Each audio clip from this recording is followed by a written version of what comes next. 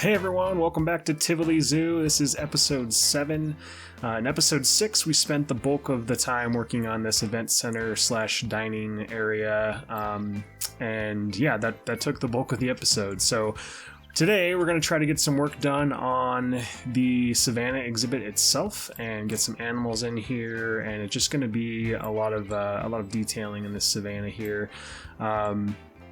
I also want to work on getting this exhibit to function. I'm going to have to use the 3-meter path method, so I'm not 100% sure if I'll be able to make it work or if the peeps will even use it. But that's probably going to take a significant amount of time too, just because utilizing that technique is difficult. And so, yeah, when we get to that, I'll kind of talk about that a little bit more. But yeah, let's take a look at the master plan and some of the concept art real quick. Okay, so here we are at the overview of the sort of Africa Savanna exhibit and then this African forest area here. This is going to be, I'm going to treat this as a separate exhibit, so that'll be something we do in the future. Yeah, I think today I'm going to focus mostly on this portion of the exhibit. Just looking at the sheer landmass and scale of it, I think we're probably looking at this episode and then one more episode to get all of this finished up here. So you can see here's the Baobab. I think that's how you pronounce it. Someone commented on one of my videos that that's the correct pronunciation, but you can see it's got these like rope bridges between these two. There's like a viewing platform here, one up here, and then one down here. So I do want to try to make that work and make that function, and then the rest is just going to be mostly working on these rock walls and landscaping. If we look at so here's the concept art. So if we go back, so this concept art is like from about right here looking at the Baobab trees. So yeah, so here you can see those rope bridges, the viewing platforms right here. And then looking at this concept art, a couple of things are obvious. It's mostly grasses that they've put in here for landscaping. You can see that they've got some concrete structures that are planters that are supposed to look like natural rock work or even mud walls. And then the exhibit itself, there's trees and stuff, but it looks like it's fairly open, more wooded on this side. So that's good to see, because I'm having trouble figuring out which types of trees and plants I want to utilize in the exhibit. And I really wish we had control over the types of terrain we could select for the biome. So in Planet Coaster, no matter what biome you selected to have your park in, you could do custom terrain paint. So you could, out of all the available terrain options, you could select which ones you wanted to use. Hopefully that's something that will come in a future update, because if it does, I'm really going to switch over to the temperate grasses that are really more, golden or amber in color. So yeah, this is going to be the main focus here, and then this side of the exhibit as well. Starting out here, I've been wanting to work on getting this terrain figured out. In the concept art, if you saw, there's a little sort of river that comes down into the watering hole here, and so I was trying to figure out how to make that work, because this terrain has to be elevated, for the land bridge here. But then if I were to make this one level all the way through, you'd have a huge cavern here, like something that would be dangerous for the animals. So I decided to tier it up a little bit, and then we'll put in some waterfall effects here. And yeah, just use the glass barriers here. Thankfully this worked, and it'll make a nice sheer cliff face that I'll put some rocks in here and use some of the water effects to make it look like a waterfall. But probably still need some fine tuning up here, but overall I'm pretty happy with how this is starting to take shape. So you can start to see this kind of taking shape here with, once you get some rocks in and start using these water special effects, it really, if you go in too close, you can kind of see the special effects a little bit, but I think you zoom out and stuff, and it's pretty convincing on a real flowing river. So got a little water pipe here. I'll probably add another one of these, but just to make it seem like it's actually functioning, where there would be, a fairly large pumping system back here that would go up into here. and maybe we'll do some sort of pump system back here. I don't know, but yeah, adding in some landscaping details. Like I said, the savanna is kind of boring, and landscaping is not my strongest suit, so I'm just trying to add grasses around the watering hole here. And I did find what was pretty common in a lot of the savanna photos I looked at were these termite mounds like this. So I wanted to dot those kind of around. So these are obviously, in real life, they would be just rock that they've made look like the termite mounds. But I've got some there, put one over here, and then kind of dotted them around this area as well. And I try to make them each one of them unique.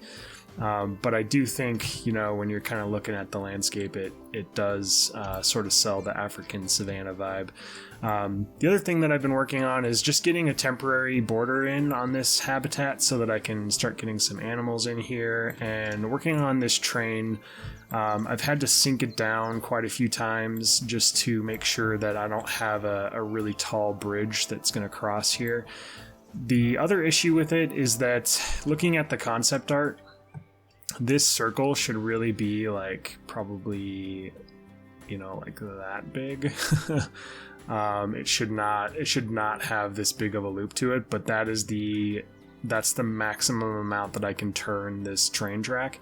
So it's a little bit disappointing, and all that means is we're going to sacrifice some exhibit area down here. I mean, the animals I think can still walk down here, but as you can see, I haven't gotten the barrier up yet, but they can still walk in here. It's just not going to feel as open and as much of like a habitat in and of itself, because the train is so large. So I do want to keep the train. I think it's a cool feature, but unfortunately it's just way too big here. I think maybe in the future we'll get something where they can turn track restrictions off like we got in Roller Coaster Tycoon. I doubt that's on their priority list, but even if this never changes, it's just one of those things where you kind of have to make certain sacrifices to make certain things work and prioritize things that you want versus things you don't. So I think now I'm going to go ahead and jump in and start working on trying to make this thing function here. All right, I'm playing on pause because the exhibit is completely open and all these animals will run out of here, and I don't feel like dealing with the alarms right now. But made some progress on this viewing platform here and the first rope bridge, a viewing platform here. Now the challenge is going to be to get this path to have a stairway up to here and curve around the tree, and then also get a rope bridge from there to this side. There will be another viewing platform over here. But one of the episodes of Mike Sheets' Garden Rescue series, he used a technique to get the 3-meter method with stairs that I'll try to do justice here. And I experimented with this a little bit. So what you do is so this is already a 3-meter path, but any path you take, you connect it to, we'll do that, it'll be easier. You connect it, and then that gives you an edge here where you can create a regular path piece. So if you give yourself that little nub and then switch back to the regular paths, now it's a 3-meter path instead of a 4-meter path. Now to do stairs, you take, we'll kind of round it here. You take that same technique, and instead of doing switching back to path, you keep the Q and go up. And actually, what I was able to figure out was if you turn, let's see, where is it? Curved slopes. So when you do this, you can kind of curve it. And then you got to have a flat piece. And then another curved piece. And the reason you have to do that is because the way the game is already figuring that this is a queue that only heads in this direction. So if you try to add a path piece here, well, it's probably not going to let me because of these things. But if you tried to add one anyway, like, let me delete that. And those. You can see why this takes so much time. This is not easy to do. Okay. hold on, I'm just going to get out of it for a second. Okay, there. So you can see the queue setup would be invalid because the game is already saying that you would be heading in this direction. So the reason you have to do an extra set of stairs here and then you delete these is now you attach your nub piece there, and then I'm going to take another queue piece, attach it that way. We'll bring our little nub back here and do another one here, and then you connect the two pieces of path and delete your queue. So there you go. So that's how I'm going to do it. It's going to take a lot more work than that just to make this platform work and then get this to connect all the way here. But that is the general technique. Okay, so finally got all of these paths to work and connect and function, and I tested it out, and some of the peeps will even make their way up to this top viewing platform. Although most of them just hang out down here. So yeah, we've got 2 rope bridges, one that'll go across there and then here, and then we'll have a total of 3 viewing platforms. So the one up here, this one, and then this one over here. Decided to put some little education billboards in along your way up to this platform, and then I'm just starting to support it with these beams here. Now, if in reality this whole structure would be completely man-made, obviously, and that's what I'm going for here as well, that these would be man-made, which means it would be very easy to attach what would be steel supports, probably made to look like wood, to the tree itself. So I'm going to keep working on the supporting details. I'll get some covers for these platforms, and then work on a rope bridge for both of these as well. Okay, big jump ahead here, and I think this whole thing is pretty much wrapped up here. It's what I'm calling the Baobab Experience, and I've actually given it a corporate sponsor. Theoretically, in real life, something like this would probably only be built if there was a corporate sponsor threw, a decent amount of money into the exhibit or the feature. And if you recall, in the master plan, this building had a lot of these elements of, thatched roofs and kind of African hut look to them. And so I did want to incorporate that somewhere into the exhibit. And I think it works really well here versus, a building like this. So the other thing that I did was, since Mexcellente is sponsoring this exhibit, they have a restaurant in here. It's probably how one of those things would be negotiated, where not only do they sponsor the exhibit, but they also are given the rights or options to serve their food inside of the zoo.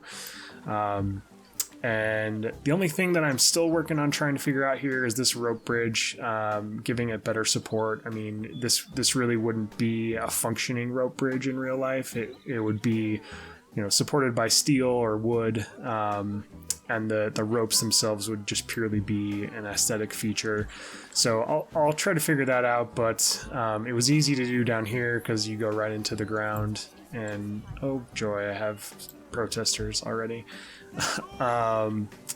I also put in an exhibit here. This is an African beetle exhibit, and one of the things I was reading about in the master plan is that they did plan to do this kind of thing in this area, where you would basically, it would talk about all the creatures on the savannah, not just the main animals, but the bugs and insects and things like that as well. So really thrilled with how all of this turned out. I've got a bunch of screens and stuff in here for all of the animals in the exhibit, and then a few of them are specialized. So like this one talks about the zebras, and I've got the little in-game audio thing for that, and then this one talks about the giraffes, since it's right up here by the feeder, and you get a great view of them when they're utilizing that. So like I said, couldn't be happier with how this has come together. It's probably a little over the top for what a zoo would really do, but it's also I don't think outside the realm of possibility either. So now it's the rest of the episode's going to be continuing to just fine tune some of this, and really spending a lot of time getting this area to not only function for the animals but look better than it does now. So I realized I really needed to get these two areas connected with this bridge. And so what I've done is a very gradual sloping bridge here that connects this part of the zoo with this part. And this is the first of two bridges. So there will be another one that goes in this direction. And that African forests exhibit will be in here, and then beyond this is the Peaks to Prairie exhibit, and beyond that is the primate exhibit. So I really wanted to get this wrapped up, and I was looking at some concept art for some pretty ornate bridges, and decided I think I'm just going to do some simple supports on this because they probably would have blown most of their budget on this whole experience over here. I did test it out to make sure the train has clearance, which it does, and that's why I had to kind of dig out the ground here and then bring the train up to the level of the Savannah, so that people riding it can actually get a view of the animals as well. So this is that very simple structure I was talking about, very simple supports on this thing, but I think it sells some realism, and also not everything can be over the top in a zoo. There's just not enough money for that.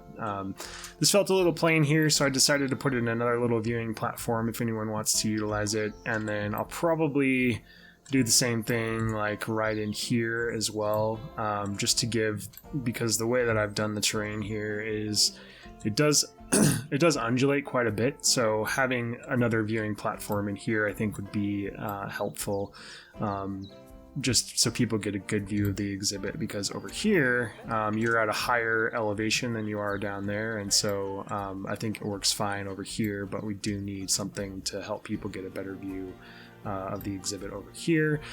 And then eventually we'll connect it to a backstage. What the heck is that? Oh, that's interesting. Eventually we'll get it hooked up to backstage here, and there'll be more barns that will offer some cover, some hard cover for the animals in here.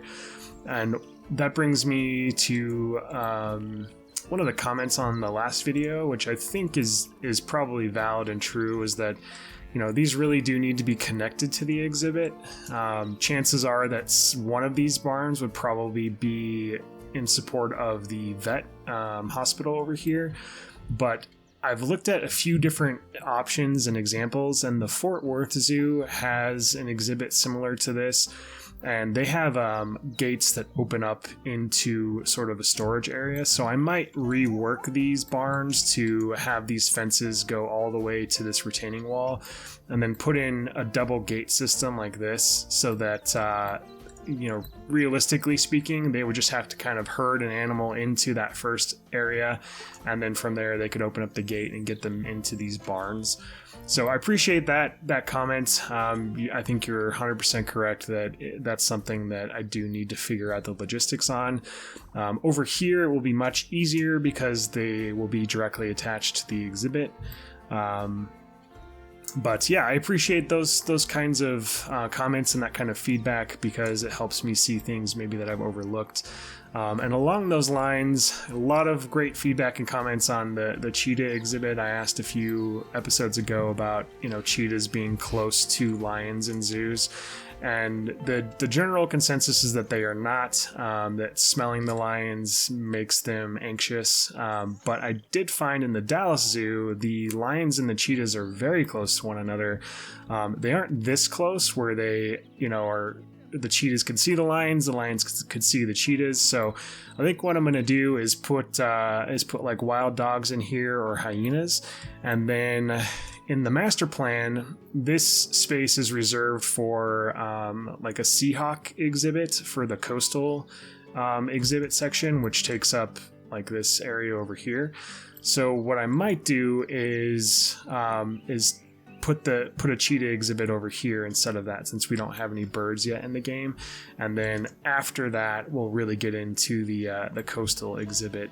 And one other thing I just recently learned was that the Denver Zoo is turning this into an African penguin exhibit. So it's currently a meerkat exhibit, which we obviously don't have in the game. And hopefully at some point we'll get African penguins. And when that happens, we'll totally revamp this into the penguin exhibit, and then we can move the warthogs into the savannah. So that's kind of where my head's at. And again, you know, I'm not going to do everything exactly the way the Denver Zoo is doing it. I'm going to try to stick as closely as I can to the master plan, but also, you know, given the fact that the game doesn't have everything the Denver Zoo could have, or vice versa, I'm going to take some liberties on that kind of a thing. And one of those will also be having polar bears. So the Denver Zoo doesn't have any polar bears right now. They actually gave them away, and the exhibit that they're building is going to be for a grizzly bear, but I want to keep the coastal exhibit and have the polar bears. So that's something that I'll deviate as well when it comes to the what the Denver Zoo is currently doing versus what the master plan planned for. So I'm going to keep working on more details here. I think the bulk of what's left is getting rock work finished on this wall and over here. I'm going to tweak this waterfall. I don't quite like how it's looking. But then, yeah, just lots more plants and rocks and all that stuff to try to round out this exhibit over here. I'm so happy with how many of the peeps are using all of this. You know, I hoped that it would function, and I hoped that they would, but I was going to be okay if they didn't, but I couldn't. I'm just so pumped that they actually use this thing. So yeah, anyway, been working on some rock work here and looking at like resource images from zoos that have kind of these savanna exhibits, and I think these rocks are really probably too bulky. I mean, they really try to make almost like sheer cliff faces, and it looks like it's kind of a patterned cement form that they use to complete these walls on these exhibits. So I think I might make some like templates that I'll go back through and make these a little more sheer, so that, I mean, like theoretically an animal could probably hop up here and then, you know, get behind here. So I need to do some more work there. I'm trying to think what else I've done since. Oh, and I also keep having problems with them breaking out of the zoo. So there's lots of little areas where I need to fix and make sure that they can't escape like that. But then I did put a log across here. If you remember from the master plan, they have these little barriers that are actually movable, but it allows them to block off certain areas. So right now, none of the animals can make their way into this area here. So if they were going to have an educational show put on or something like that, they can really control the animals from not getting in here, and then they could choose the animals they want to show off in this exhibit. All right, I think this is going to be our final update for this episode. Like I said, it's definitely going to take another episode to finish the other side of the savannah over here. This one should not take nearly as long because the bulk of this episode and bulk of my time building really was spent on that experience there. So yeah, it should be hopefully wrapped up in the next episode because I'm eager to move on to the next segment of the zoo. But I thought I'd hop down in Peep View here so you get a better feel for what this is like and kind of how this is shaping up. I need to fix that and finish that up. And along those lines, I think I'm going to change the look of these bridges. I don't think they fit really anymore. I'm going to give them more of a look like the events center over there has, and not entirely happy with the rock work on this either, so that's probably something that I'll tweak as well. But coming in here and looking up at the Baobab Experience and everything, I am really, really happy with how all of this came together. So let's go ahead and go up here, get a really cool view, at least on this first initial platform, which is, I think, why a lot of the peeps just mostly stay here and don't go any further. But I think when it's crowded enough, they do make it up to some of these other areas, and especially when there's food over here and drawing the animals, they usually come over this way as well. But you get a good view there, you get an awesome view out onto this section here, and then even as you make your way up, you get different plateaus where you get views of the whole exhibit as well. So I think they've all said that that it's clear I've put in a medium amount of effort. So they seem somewhat pleased with the exhibit here. And then some of this is a little janky, like this tree. I mean, you wouldn't really step around these branches like that, but it is what it is. There's not anything I can do about it because none of the other tree options really worked very well. And I think, hashtag good enough on something like that. And then this is obviously the best view up here looking down, especially cool when they come and fill these feeders and the giraffes come up and eat. It's really, really cool. So let's see. Go back down here and try not to get stuck.